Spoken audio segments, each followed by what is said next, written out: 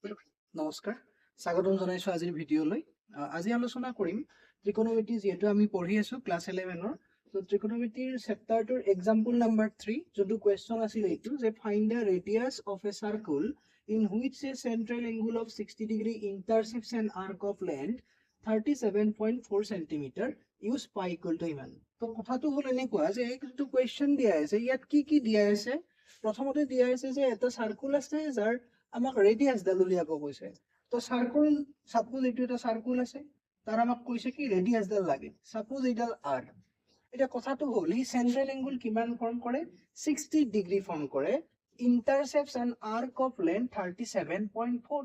তো arc length দিয়া আছে, মানে ইয়াতে সাপোজ এটা আৰ্ক আছে। এই যোনটো আৰ্ক আছে সেই আৰ্কটোৰ লেন্থ কিমান বুলি কৈছে আমাক, 37.4 সেন্টিমিটাৰ বুলি কৈছে। আৰু যিহেতু এইটো ডিগ্ৰীত দিয়া আছে আৰু থিটা ইকুৱেল টু আমি ৰিলেশ্যন জানো, থিটা ইকুৱেল টু এল আপন আৰ। ইয়াৰ প্ৰুফ মই ইয়াৰ আগৰ ভিডিঅ'ত দিয়া আছে, চাই ল'বা। থিটা ইজ ইকুৱেল টু এল আপন আৰ আছিল।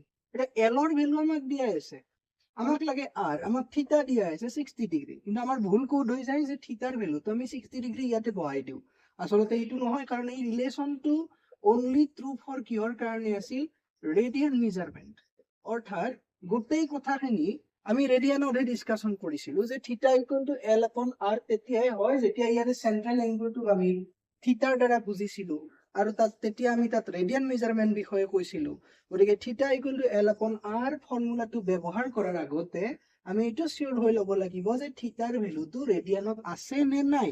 যদি নাই, তাক আমি ডিগ্ৰীৰ পৰা ৰেডিয়ানলৈকে কনভাৰ্ট কৰিব লাগিব। গতিকে মই কি কৰিছো, থিটাৰ ভেলু 60 ডিগ্ৰী দিয়া আছে, তাক মই ৰেডিয়ানলৈকে নিলে কিহেৰে মাল্টিপ্লাই কৰিম বুলি কৈছিলো, পাই বাই 180। তো পাই বাই এইটো মাল্টিপ্লাই কৰিলে পাই বাই 3 ৰেডিয়ান হ'ব। আৰু আৰ্ক লেন্থক আমি এলৰ দ্বাৰা বুজো। আৰ্ক লেন্থক আমি এলৰ দ্বাৰা যিহেতু বুজো, এইটো দিয়া আছে 37.4 সেন্টিমিটাৰ।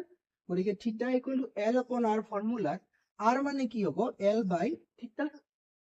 এলৰ ভেলু মই বহালো, থিটাৰ ভেলু মই পাই বাই 3 বহালো। এতিয়া কথাটো হ'ল পাই বাই 3 বহুৱাৰ পিছত ইয়াতে পাইৰ ভেলু এলৰ ভেলুটো 37.4, থিটাৰ ভেলু পাই বাই 3। তো 3 টো ওপৰলৈকে গুচি গ'ল, পাই থাকিল। পাইৰ ভেলু কিমান ল'বলৈ দিছে, 22/7। গতিকে মই পাইৰ জাগাত 22/7 যদি বহাই দিওঁ, ইয়াৰ পৰা 7 টো ওপৰলৈকে গুচি যাব, 22 তলত থাকিব। তো আল্টিমেটলি এইখিনি যেতিয়া কেলকুলেশ্যন কৰিম 35.7 আহে। আৰু ইউনিট যোনটো আমাক চেণ্টিমিটাৰত দিয়া আছে, গতিকে তাৰ ৰেডিয়াছো আমাৰ কিহত থাকিব, চেণ্টিমিটাৰত থাকিব। এইখিনি কথা আমাৰ বাবে খুবেই গুৰুত্বপূৰ্ণ। নেক্সট আমি আৰু এটা কুৱেশ্যনলৈকে যাম। এতিয়া আমি নেক্সট কুৱেশ্যনটোকে যিহেতু যাম, এইখিনি কৰি ল'ব পাৰিবা যদি বুজি পালা।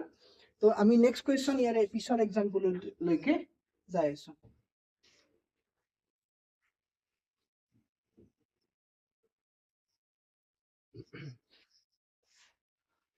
এক্সাম্পলৰ নেক্সট কুৱেশ্যনলৈকে আহিছো। কুৱেশ্যনটো কি আছে, the minute hand of a watch is 1.5 centimetre long, how far does it tip move in 40 minute. Okay, তো আমাক কি কৈছে, তাক ঘড়ী দিয়া আছে। সাধাৰণতে আমি ঘড়ীবোৰ চাৰ্কুলাৰ বুলিয়ে কওঁ, আৰু চাৰ্কুল এটা মই আঁকি লৈছো। লৈ পেলাই ঘড়ীটোৰ যোনডাল মিনিট হেণ্ড আছে, মিনিট হেণ্ড মানে যোনডাল মিনিটৰ কাটা আছে, এই মিনিটৰ কাটাডাল কিমান দীঘল বুলি কোৱা হৈছে, 1.5 সেন্টিমিটাৰ। আৰু যিহেতু চেণ্টাৰৰ পৰা মিনিটৰ কাটাডাল বাউণ্ডাৰীলৈকে থাকে প্ৰায়, গতিকে এইখিনি ভেলু 1.5 দিছে। এইটোক এল দিয়াই নাই। বহুতৰ কি ভুল হৈছে যে এইটো এল লোৱা যায়, এল নহয়, এইটো কি দিয়া আছে, ব্যাসাৰ্ধ বা ৰেডিয়াছ দিয়া আছে। চ' ৱাটছটোৰ এইডাল ৰেডিয়াছ হয়। আকৌ কি দিয়া আছে, হাউ far does it tip move in 40 minutes. That means এই কাটাডালে 40 মিনিটছ মুভ কৰাৰ পিছত কিমান দূৰ মুভ কৰিলে সুধিছে। ইয়াৰ টিপটো, ইয়াৰ আগৰ অংশটোৱে কিমান দূৰলৈকে গতি কৰিলে এইখিনি সুধিছে। ডেট মিনছ আমাক আৰ্ক লেন্থ লাগে। তো আৰ্ক লেন্থ যিহেতু লাগে, মই এইখিনিক এল বুলি ক'ব পাৰো। তো আৰু এটা কথা কৈছে, এই এলৰ ভেলুটো উলিয়াব লাগে। তোমাক এইটো দিয়া আছে ৰেডিয়াছ, আৰু কৈছে কি 40 মিনিটত কিমান যাব সুধিছে। 40 মিনিট যাওঁতে সি কিমান যাব যদি সুধিছে, আমাক এল সুধিছে ডেফিনেটলি। কিন্তু এইটো জানিব লাগে, এল জানিব লাগিলেতো মোক ৰেডিয়াছো জানিব লাগিব, মই থিটাও জানিব লাগিব। কিন্তু ইয়াতে থিটাৰ ভেলুটো আমাক ডাইৰেক্টলি দিয়াই নাই।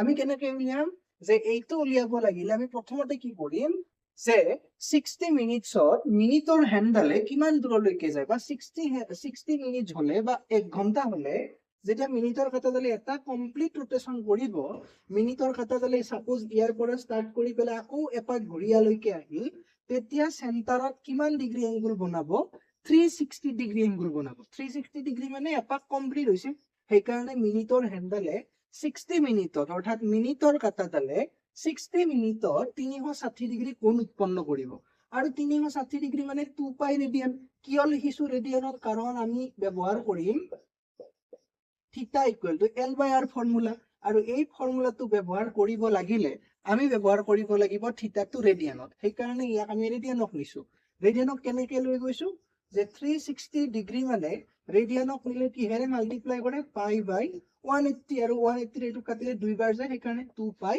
ৰেডিয়ান লিখিছো তাৰ পিছত কি কৰিলো যেটো 60 মিনিটত 2 পাই ৰেডিয়ান হয় 40 মিনিটত কিমান হ'ব 40 মিনিটত হ'ব লাগিলে 1 মিনিটটো জানিব লাগিব তো 1 মিনিটত কিমান হ'ব 2 পাই ডিভাইডেড বাই 60 গটিকে 40 মিনিটত কিমান হ'ব 2 পাই ডিভাইডেড বাই 60 ইনটু 40 এটো আমাৰ ইউনিটাৰী মেথড হয় ঐকিক নিয়ম তো ইয়াৰ পৰা কি আহিল 2 পাই ইনটু 40 ডিভাইডেড বাই 60 আৰু 60 ৰে ডিভাইড কৰাৰ পিছত এইখিনি ক্যালকুলেশন কৰোতে আমি পালো 4 পাই বাই 3 ৰেডিয়ান অৰ্থাৎ আমি সেন্ট্ৰেলত যোনটো এংগুল ফৰ্ম কৰিলে কেন্দ্ৰত যোনটো এংগুল ফৰ্ম হৈছে তাৰ ভ্যালুটো কিমান পাই গলো 4 পাই বাই 3 এতিয়া আমাক লাগে কি ফৰ্মুলাটোৰ পৰা আমাক লাগে L ৰ ভ্যালু তো আমি এটা theta equal to L by R সূত্ৰটো ব্যৱহাৰ কৰিম ফৰ্মুলাটো ইউজ কৰিম ঠিক আছে তো ইয়ালৈকে আমাৰ ঠিকে থাকিল তো আমি এতিয়া নেক্সটটো মই একটু মুছি দিছো ইয়াত আমি এইখিনি বাকি থকা অংশখিনি ইয়াতে কৰিম তো এতিয়া আমি এনেকে কলো নাও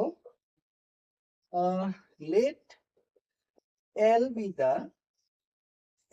the length of the arc তো arc tour length মই কিমান বুলি কৈছো L বুলি কৈছো তো L বুলি কোৱাৰ লগে লগে therefore theta equal to L upon R হ'ব আমাক লাগে কি আমাক L লাগে তো L মানে হৈ যাব theta into কিমান হ'ব L মানে theta into R হ'ব তো theta into R হ'ব ইয়াতে theta ৰ ভ্যালু কিমান পাইছো এইমাত্ৰ আমি 4 পাই বাই 3 গতিকে theta ৰ ঠাইত আমি ৰাখিম 4 পাই বাই 3 ৰাখিম তো theta ৰ ঠাইত 4 পাই বাই 3 ৰাখিলো 4 পাই বাই 3 ৰাখিলো আৰু ৰেডিয়াসৰ ভ্যালু কিমান আছে ৰেডিয়াস দিয়া আছে 1.5 তো মই ইয়াতে 1.5 ৰাখিলো তো ৰখাৰ লগে লগে তো মাল্টিপ্লাই যেতিয়া কৰিম